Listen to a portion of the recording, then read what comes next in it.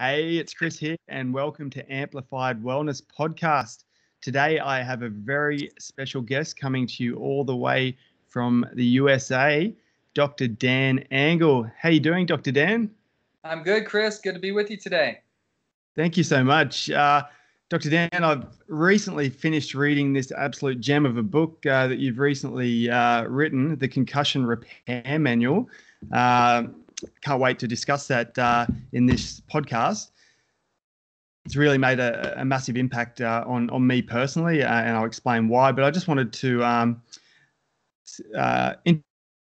introduce you, Aussie listeners who may not have had a chance to read this book yet, and just learn a little bit more about you and your background as a board-certified psychiatrist, and you operate a functional medicine clinic. Can you tell us a bit about how you entered that field? Yeah. I was a peak performing athlete of a variety of different sports for 25, close to 30 years. Ended up having half a dozen pretty severe concussions, and the docs I was working with at the time, the last of which was in my medical training, I got turned upside down in a snowboard park and put an 8-inch crack in the back of my helmet and was like, okay, I gotta take care of this. Wow. And the neurologist I was working with at the time didn't have any good treatments. We have great diagnostics as allopathic neurologists. We have lousy therapeutics. So for the last 15 years or so, I've just been researching the things that heal the brain and get the brain back online, especially after bonking it really strong. So I work with a lot of athletes in a variety of different combat sports like football, hockey, soccer, fighting, and essentially help them get their brains back online as well. Wow. And did you notice some cognitive decline with your concussions? I believe you had six or more serious concussions. Yeah. Problems with attention, focus, concentration, memory, mood, sleep, light, noise, sound sensitivity. It was just really hard to be around a lot of stimulation, and it was just really hard for me to focus, remember what I was doing, and then be able to utilize that information. So there's some of the telltale signs if somebody suffered a concussion in the past, if they're having those kind of symptoms, it's an indication that there may be some brain damage there. Yeah, and most people don't appreciate the fact that you don't have to lose consciousness in order to have a concussion. You actually don't even have to technically hit your head in order to have a concussion. For example, a lot of people have concussions from whiplash injuries while driving. And so if you're driving 30, 40, 50 miles an hour and all of a sudden you go to a complete stop, you may swing forward, but your head doesn't necessarily have to smash on the steering wheel or on the dashboard. It's this significant acceleration and deceleration injury. So when the brain's pitched forward or pitched backward in the skull really fast, then it shears a lot of those axons. And you can get this weakening of the blood-brain barrier, and then you get this inflammatory load in the brain. I think that was one of the biggest takeaways. I was chatting with my wife after reading this book, and also in the lead up to having this call with you, and she was unaware. She had a history of horse riding in early childhood as well, and the amount of times that she's been thrown off the horse. So this experience of traumatic brain injury is fairly far-reaching, isn't it? It's not just specific to people that play contact sports. It can really affect anybody. Is that right? Absolutely. Yeah, I think that's probably one of the best summary statements. And we want to generate as much public awareness of the issues as possible. So I end up working with a lot of clients, like your average person walking down the street, slipping on ice and bonking the back of their head, or in a car wreck and having a whiplash injury, all the way up to athletes that are bonking their heads on a regular basis. Well, that was definitely me. 15 years of semi-professional rugby league here. I'm not sure if you're that familiar with rugby league, but it's probably on par with your NFL over there. Absolutely. You guys are at least a little bit smarter in how you tackle.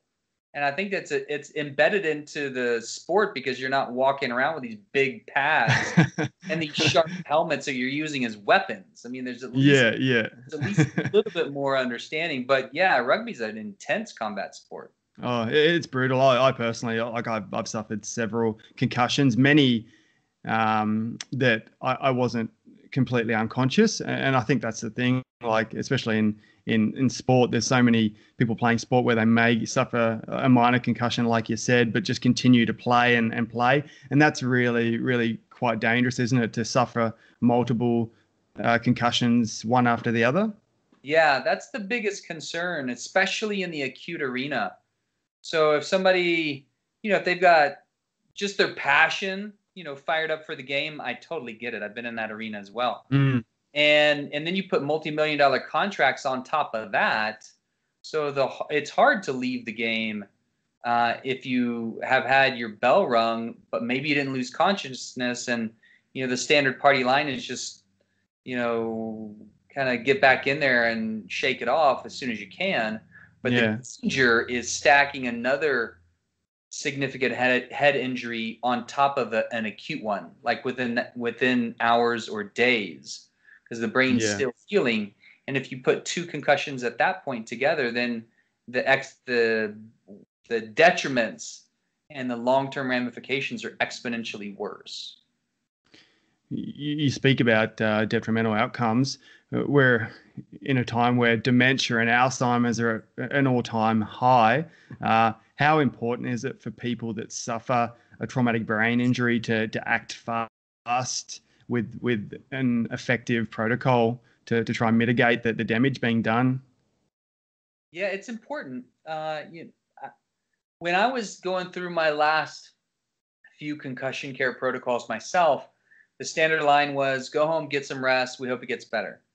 And that's accurate to a certain degree, because most mild traumatic brain injuries, or i.e. concussions, will get better on their own. But it's super frustrating if you've already been at home resting and you still have issues with focus, attention, concentration, etc. So we need to know how and when to intervene, and where to really instill some pretty strict return to play protocols. So that we're seeing assessments on the sideline, or as soon as they leave the field, with people that are trained and know how to give very clear and concise, effective neurologic examinations, and then how to continue to follow up those examinations to make sure that people are truly ready to enter the arena again. Yeah, sure. And being a parent, I've got a four-year-old boy and a 1-year-old girl. What are your thoughts on contact sports for children? Is it a concern, or do you just need to be mindful of managing the traumatic event if it does occur?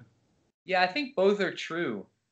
I'm a big fan of us leading and living the most joyful, fun, expressed lives as we can. I still snowboard on a regular basis and do things that are, somewhat reckless, because I can't completely control my environment. Yes. Especially if you're going down the mountain at 40 miles an hour, you can't control everybody in your path. So I always wear a helmet. I'm as careful as I can be. I don't do as many stupid things as I used to do. Thankfully so. I still get after it, because that really feeds my soul, so to speak. Yeah. And parents, similarly, it's important for our young ones to be able to be as self-expressed and not live in a bubble and really live their lives. That being said, I'm super mindful, because I work with a lot of kids too, about how much they do hit their head. So if they want to, and their parents want them to play football, highly recommend youth sports play flag football and not tackle football, especially with their heads. And with soccer, that they're in a league that doesn't allow headers. Yes. Headers in the professional soccer, that was my sport of choice for 20 years. And the reason that I had most of my neurologic deficits, which was 20,000 headers over a 20-year career. Crazy. And those are pretty significant, to the extent if you're a boxer in a boxing ring and you get slugged in the face, it's about 20 to 30 pounds of force to your brain. Mm. If you're in a competitive soccer game and you're heading a punt out of the air, it's 70 pounds. Oh, wow. I know. I didn't have any idea it was significantly worse than being in a boxing match. So Nobody knows that. you're like, wow, I accumulated some serious deficits. Now we're starting to appreciate that even headers to youth in soccer don't have a complete neutral effect. Mm. And we need to be as mindful as we can. And so if kids are skiing or skateboarding, snowboarding, etc., absolutely imperative to wear a helmet and Good advice. to just be mindful of how much people, particularly in combat sports, use their heads as weapons. Mm. So true, so true. The book that you've recently created, the Concussion Repair Manual, I've been applying some of these therapies to myself. Like I said, 15 years of contact sport and multiple concussions. There's a lot of different therapies and tech in this manual. Is there anything that stands out in your experience and opinion above the others in there for relief, healing, damage done to the brain? I'm a huge fan of flotation therapy because everybody can float. It's easy to get into a tank. It might not be easy to find a tank, but there's more and more popping up all the time. It doesn't matter how old you are. It doesn't matter if you're on medications, not on medications. It's one of the most accelerating healing tools for the nervous system. I'm also a fan of acupuncture when people know how to use acupuncture really well, and craniosacral therapy. Craniosacral is one of those that doesn't really look like a lot is happening, but if you work with a craniosacral therapist that knows what they're doing and has just like that magic touch, phenomenal benefits. So, and each of those three can be stacked together. That's fantastic. Yeah, I've been doing the float therapy personally, and the first experience I ever had with it was disorientating. I found it really hard to let go and relax in there. Probably a sign I needed it more than anything. But the consecutive treatments were fantastic. So meditative for me. Like I just drifted off for an hour and felt so relaxed after it. So I do highly rate, flotation therapy. Excellent. Yeah, it's like meditation on steroids. Totally.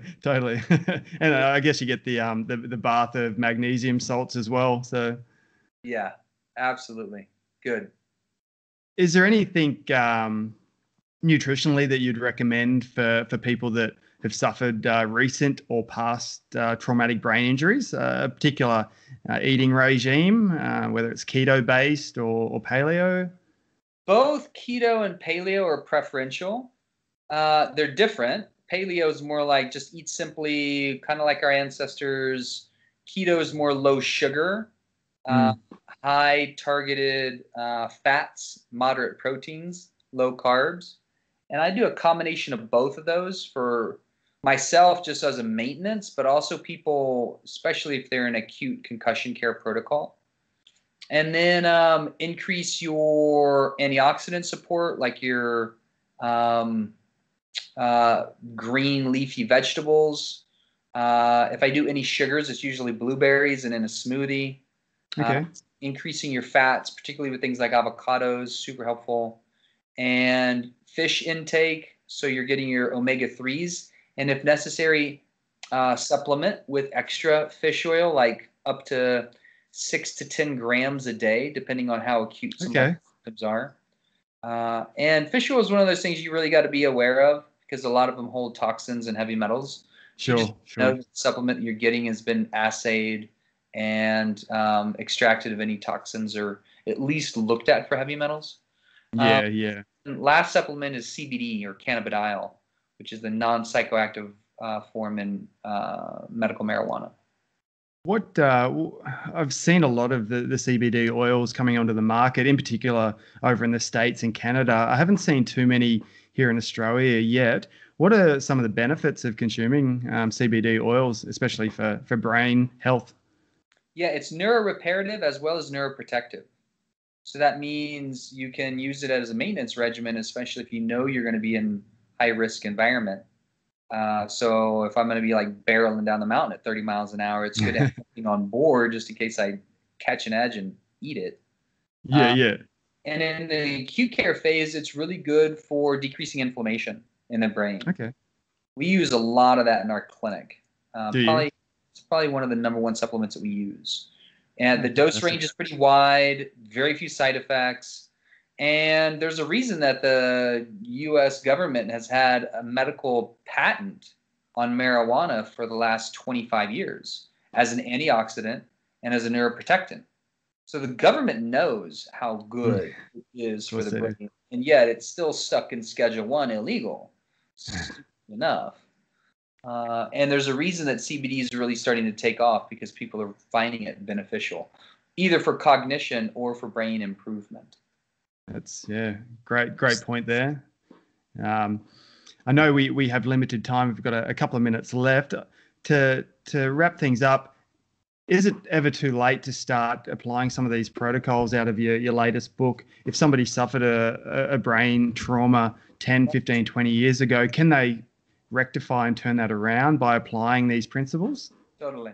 So our clinic at Revive, you can go to revivecenters.com. We're outside of Denver.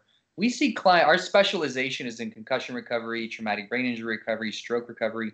We see clients that have been recently concussed or stroked, days late, as well as years later, go through our protocol and get significant benefit. And we put a huge number in our clinic of the treatments that I put in the book. It's never too late. And it's really refreshing to see people that have had symptoms for up to 10 years get benefit and start to live their lives again.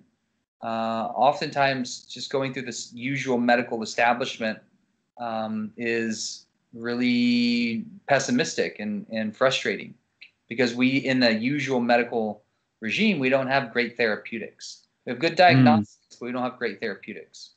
And so it was up to us to really put together the protocols that work for people getting their brain back on. And it's super rewarding to see if people have had headaches or problems with dizziness or balance or coordination or memory, be able to get significantly better.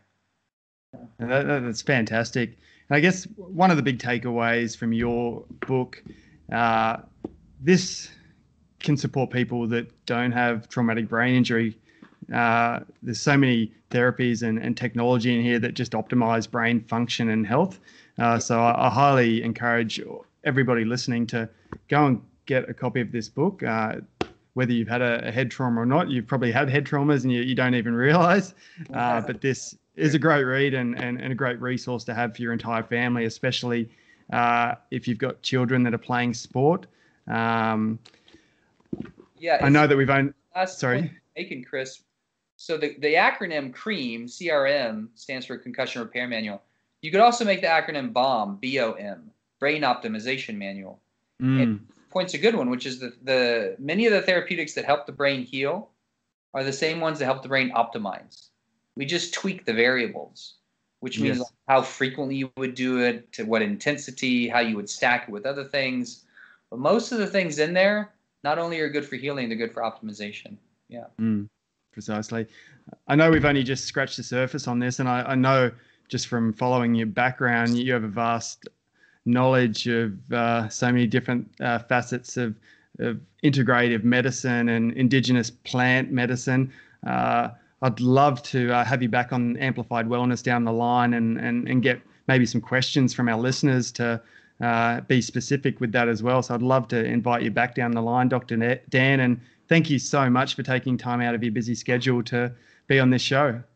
Yeah, you're welcome, Chris. I look forward to our next conversation. Fabulous. Cool. Thanks so much, mate.